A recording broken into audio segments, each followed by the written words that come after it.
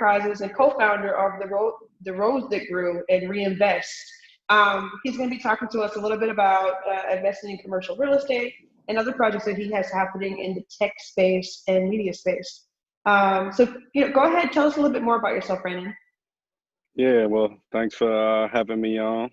I've been kind of blacked out this whole quarantine period, so this is my first media appearance. So thank you. Just about like who I am as a person. Of So course, yeah. yeah, I'm Brandon. At the end of the day, I'm a Black man. It's all about equity, dignity, and respect. At the end of the day, I think that's the start and the finish of it, and everything that I do like falls within those buckets.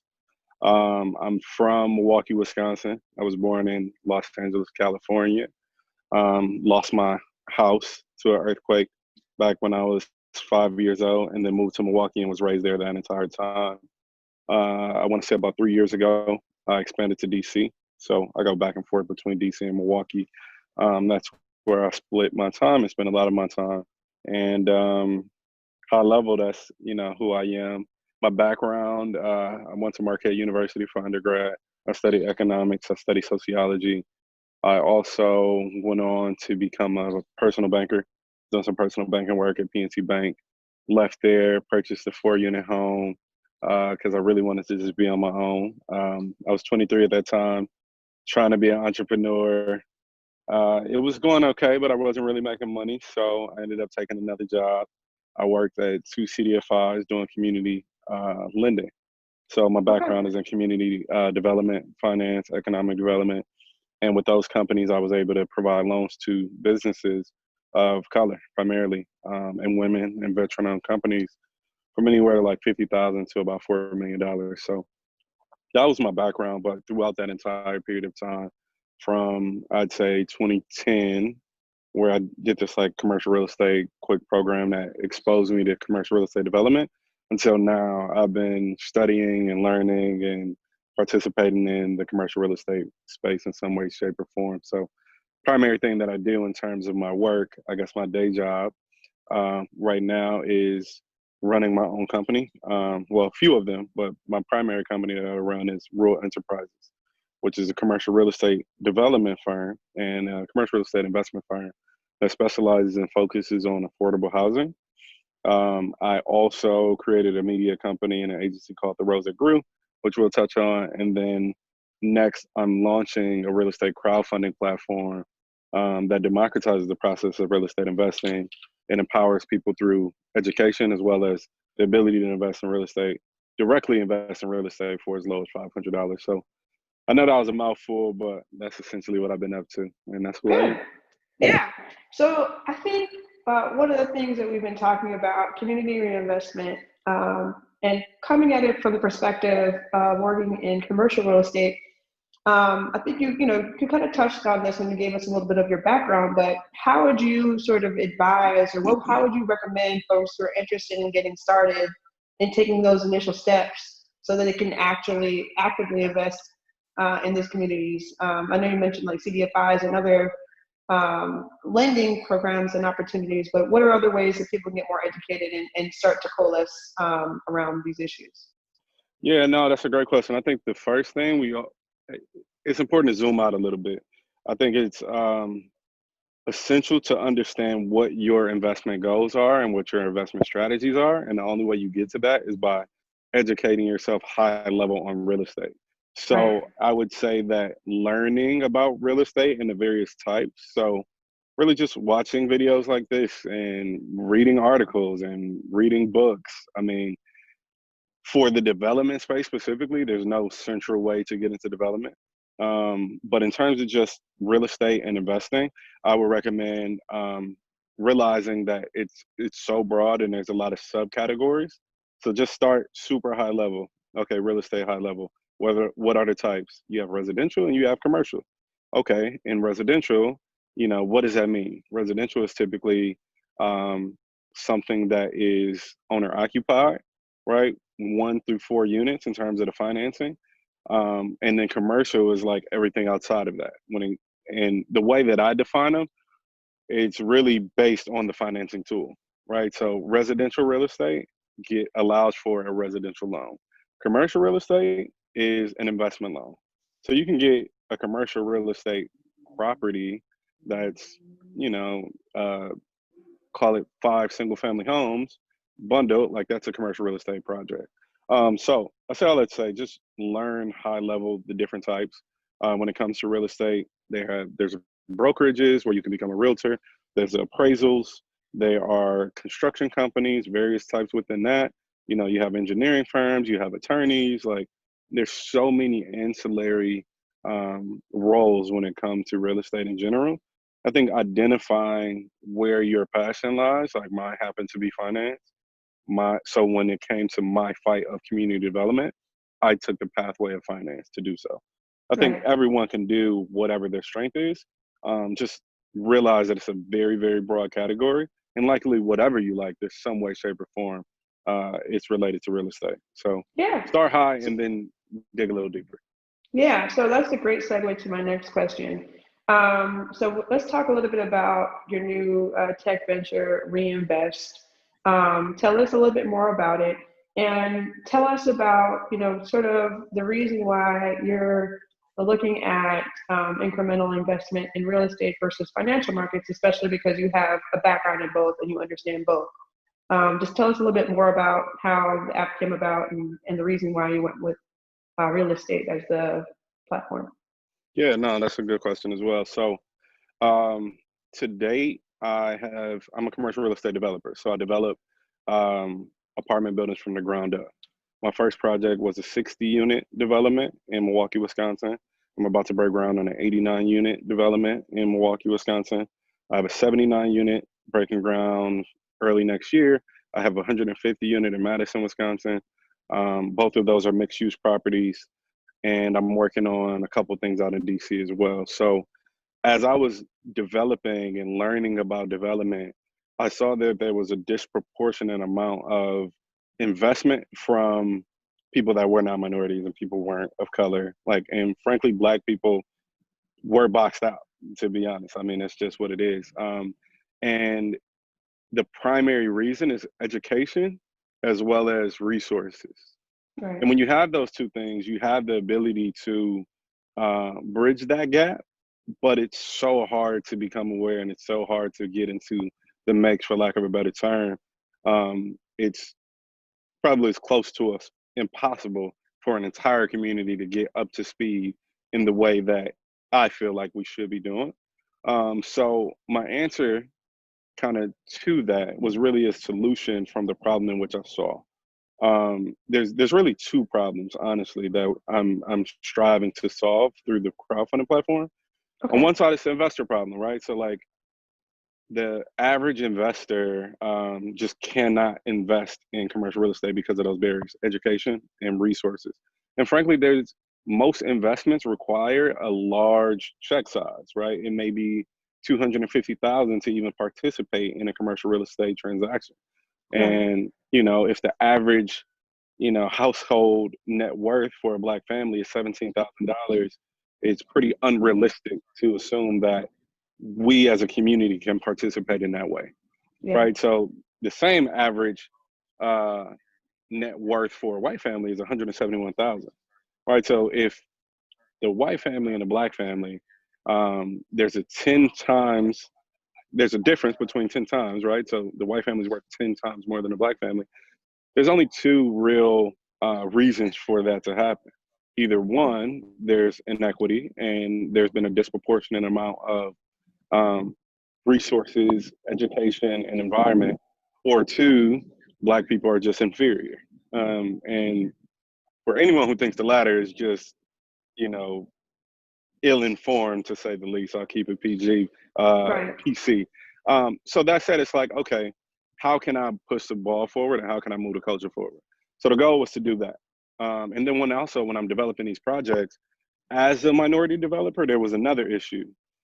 When you get to the point where you want to be a real estate investor and a developer, when you work on middle market deals, it's like, say your deal size is anywhere from 10 million up to 100 million. I define it as like the middle market. Right. Typically, you need equity to come to these deals. A bank may do anywhere from 60 to 80% of the loan, but the rest has to come in equity. Right. And the only way a person can have equity is out of their own pocket or through their community, their friends, family, and resources. Right. So that's another gap that I identify. So what I'm doing is pretty much connecting the two. I'm taking the investment from the investors and saying, hey, for as little as $500, you can directly invest in real estate. Taking that, using the expertise from all of the people that are part of the Reinvest platform, and then investing those dollars with sponsors who are doing community oriented based projects. Okay, And great. though that is then filling that gap on both sides, and that was the intention for the app from jump. And that's why we feel like it's really important to provide that vehicle for the investment. But within that, we really, really are taking our time on trying to build out at least a baseline education foundation for people to grasp some of these terms. So we'll have a glossary for traditional real estate terms, as well as um, likely some e-learning type of modules that people can learn from. So at launch, that is our goal, and eventually it's just going to get better and better and better and better. So ultimately, that's what we're trying to do: just connect the dots between two things in which are glaring issues of investors not being able to invest because of the capital and the knowledge and experience, and then also developers that are doing community oriented projects not being able to raise their funds. That's what we're bridging.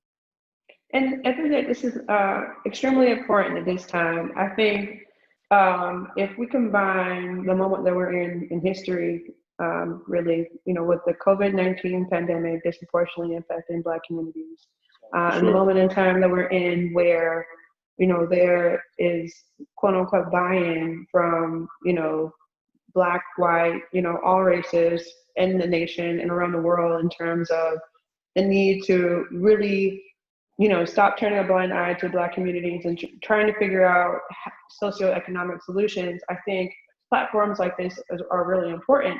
Another piece of all this that's very important is the perceptions of the way that Black stories are told in the media, right? Even if when we begin these protests, are these peaceful protests? Are these riots? What is being shown and what's not being shown has a serious impact. It impacts, Absolutely. legislation and how a policy is implemented. Could you speak to us a little bit about the rose that grew and tell us, why you decided to come into the media space? For sure. So the Rosa grew at its core. I saw myself as the Rosa grew from concrete. Like Milwaukee, Wisconsin is the worst place for Black people in America, and with Milwaukee is the worst city for Black people in America, arguably. And Wisconsin, is, I believe, the second worst state for entrepreneurship. So putting those two things together and me being able to blossom out of that and create multi-million-dollar projects, I really wanted to channel all of the things that I did in order to get there. And frankly, there wasn't really a central source for entrepreneurial content in the way that I feel like it should be. So what I strove to do with the Rose That Grew, it's a double entendre there. The Rose That Grew is metaphoric to the process of people building businesses and understanding that it starts with a seed and blossoms into a rose, and Right, really just enlightening and endorsing folks to tell their story, to tell their challenges, to tell their success stories, so people can learn from it and then see that they can see themselves in the people that in which that are telling that story. right, So ultimately, that's where it came from. And what I'm looking to do now is really just tell those entrepreneurial stories in a way that millennials and Gen Z could digest. Because frankly, it's fragmented right now. I can go to various media outlets. I can go to different mediums, whether it's through written content or video content or audio content. But there's no central source for entrepreneurial content of color in the way that is voiced from the entrepreneur first, right? So I think this kind of first person direct content is really what I'm striving to do, and we should be coming out within the very near future. So we actually just partnered with Forbes on a really cool concept called the Doers and Doings program, and okay. that'll be coming out really soon. So Forbes is our partner on that, and hopefully everyone benefit from the things that we have in store. That's exciting. Okay. All this has been so informative. I think the way I'd sort of like to end things off is, you're from Wisconsin. The Democratic National Convention is happening in Wisconsin this year, which is a big deal. And it just kind of brings, to the fore, a lot of folks, there's a lot of conversation about, the Democratic Party and what it's doing for the Black community, and specifically how it's advancing economic empowerment for the Black community. As a young Black entrepreneur, what are you looking for from this next administration? If we're looking at, Biden being the candidate, Biden being our next president, what are you looking from his administration specifically that can advance opportunities for entrepreneurs like you to do your work and also help others? Yeah, no, great question. So I think the first thing that I want to bring awareness to is that as much as the income inequality is a problem, I believe that the wealth inequality is frankly even worse, Right. right? So, I mean, if you look up some of the stats, right, the top 10% own 82+% of all non-home real estate in the country. It's Wow. no reason why 90% of the country only owns 18%, Right. right? And then, that's compounded by the reality of 75% of all wealth is owned by the top 10%. Right. And 97% of all income annually goes towards the top 10%. Wow. So it's like all of those things are just compounding and widening this wealth gap, which then for the Black community is why they have these projections around, by 2053, the Black net worth will be $0. No, Right. absolutely, we cannot have that. We need to change that. So the first thing I would say is just really to create awareness around how bad the inequality is around wealth. That's first. And not simply focused on income. I think it's a both and for sure, but I absolutely want to carve out the wealth piece so we can understand what's actually going on. So that's kind of my first thing. And then on the back of Corona, one of the things I think we should really bring to light from 2009 to 2012, 95% of all new income went to the top 1% of earners. Oh my goodness. So on the back of the last recession, the only people that were truly making money was the top 1%. How do we ensure that that's not the case on the back of the COVID-19, on the back of everything that we're seeing from these protests? That would be my first ask. Like, let's truly figure out what it looks like to provide economic empowerment in a way that allows for entrepreneurs to be able to be successful. Because frankly, entrepreneurs of color hire the most minorities, right? Right. Like they're the largest employer of minorities. And without the ability for entrepreneurs to survive, frankly, that unemployment rate, which we see as the highest of all time, will continue to grow. Right. So that would be my first thing, to really, really just highlight that. Now, in terms of like what we can do, like those are just the stats around, what we can do. I think that we just have to be very intentional about all aspects of it. So like, I'll separate it. We could do real estate and then we could do business. Let's do real estate and business, right? So Okay. from a real estate perspective, back in the 60s, on the back of, some of the MLK civil rights things at that time, they passed the Fair Housing Act. And the Fair Housing Act was like really a notable attempt to stop future discrimination, but it didn't address or reverse any of the structural conditions that were already established, right? Right. So you as an attorney, it's like, if these cases that the state, legislation and the state courts are using are rooted in racist practices and racist decisions, regardless on what the national agenda is or the national act is, if we don't address that multi-layered, then there will be no progress. So that's kind of what happened when it came to the Fair Housing Act. I think it was a notable attempt, but frankly, we missed the mark at addressing federal, state, and local government and the housing policies that really were separating these two communities that frankly led us to kind of where we are today in regard to the wealth gap and inequality that we see. So again, I think we have to be really intentional on the real estate side when we're passing policy to Right. make sure that it's national, state, and local policy, and not just one-off. Because Right. without all of it, there's too many nuances and things can slip through the cracks. So on the business side of things, I would say that, and this kind of goes to real estate falls under this as well, but I would really suggest that we take a look at underwriting criteria that these banks are using to inform their decision making. Right. I'm a former lender. I deal with banks all the time in my current role as a commercial real estate developer, and I know what the 5 C's of credits are. It's like we can look them up. There are very subjective things that go into underwriting, and there are very Absolutely. subjective, um, decisions that are made off of the misalignment and misunderstanding about a particular community.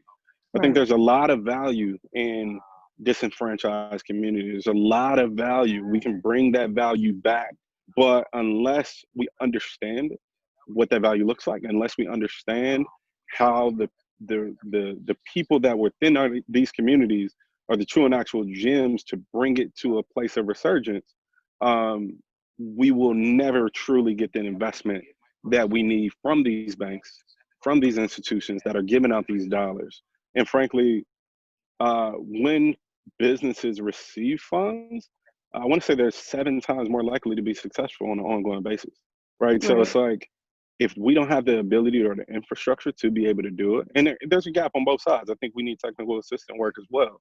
But Right. frankly, when it comes to policy, what policy can we put in place to truly address um, the discrimination that is currently happening in the lending space?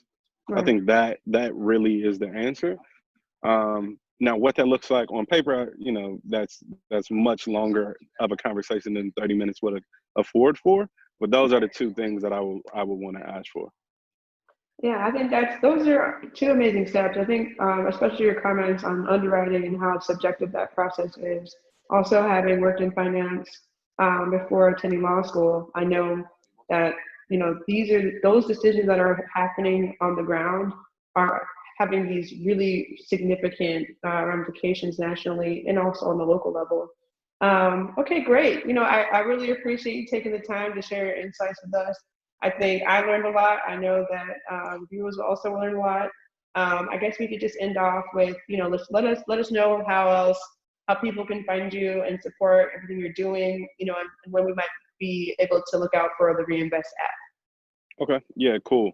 I think I missed the question that you asked earlier in terms of why real estate investing and reinvest other than the stock market. And I'll answer that really quickly, and then I'll give that. It Okay. just came back to me.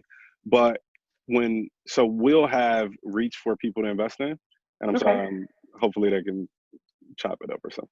But Right. anyway, so we'll have reach for people to invest in. And through our reach, it'll be a direct investment. So you're purchasing a piece of a company that then purchases the actual real estate. In the stock Okay. market, what happens is you are purchasing a piece of a public company, but you have no control over the assets in which they invest in. And frankly, you are not directly investing in that asset. You're just investing in the paper that the company now is offering. So Right. whenever you see a public REIT, as much as you can feel that you're investing in real estate, you're actually just investing in a business. You're not Mm. truly directly investing in real estate, and that asset isn't backed by real assets in the way that our platform will allow for. So Okay. Wow. that's kind of what that was. But the way that people can find me, easiest way is probably on Instagram, B Okay. underscore RULE.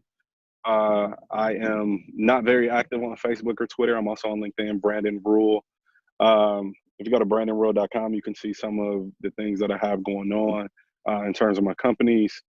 Reinvest and the Rose That Grew, both will likely be launching in the next few months. The Rose Okay. That Grew both of them have Instagram as well. So the Rose That Grew underscore, as well as Reinvest Community on Instagram. Both of those, feel free to follow, and we'd love to see everyone's support. So all in all, thank you for putting this together. Thank you for giving me the platform and the voice to be able to speak my thoughts. And I hope everyone was able to learn from this, and feel free to reach out directly. So thanks, everyone. Yeah, thank you. I'm sure this is not the last we'll be hearing or seeing of you. So thank you so much for sharing your afternoon. Yeah, no problem. Okay.